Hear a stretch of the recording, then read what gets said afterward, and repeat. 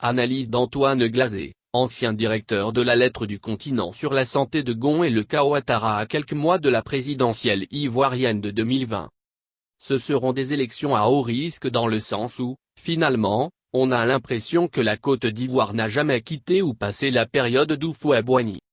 Alassane Ouattara ne brigue pas un troisième mandat, mais à partir du moment où son candidat Amadou Gon Coulibaly, le Premier ministre, qui n'a que 61 ans, est un homme fatigué qui a des problèmes cardiaques, cela crée une tension. Et un certain nombre de partisans de Ouattara se demandent s'il ne va pas lui-même se présenter à la dernière minute.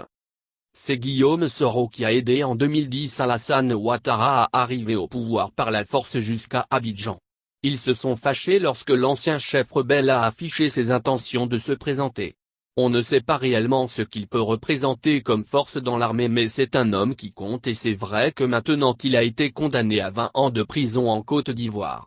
Il vit pour le moment, en exil, entre la France et d'autres pays européens.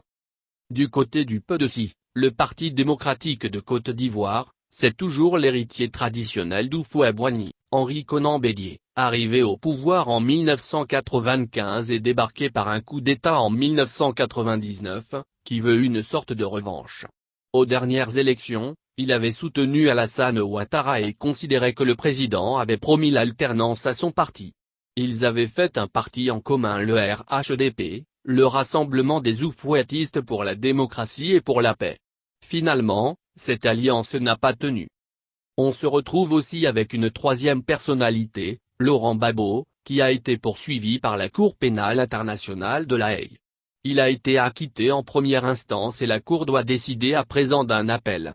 Certes, il aura, sans doute, du mal à rentrer au pays, mais il va jouer un rôle de faiseur de roi au sein de son propre parti, le FPI, le Front populaire ivoirien.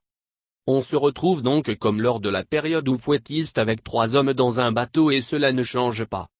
On ne peut pas dire qu'il y a eu une vraie réconciliation politique nationale engagée par Alassane Ouattara. C'est ce qui est assez inquiétant car sur le plan économique cela marche plutôt bien. Mais sur le plan politique, il y a encore des prisonniers politiques, une partie de l'opposition n'est absolument pas d'accord sur la préparation des élections, sur la commission électorale qu'elle ne trouve pas assez indépendante. Donc c'est un climat qui est quand même préoccupant.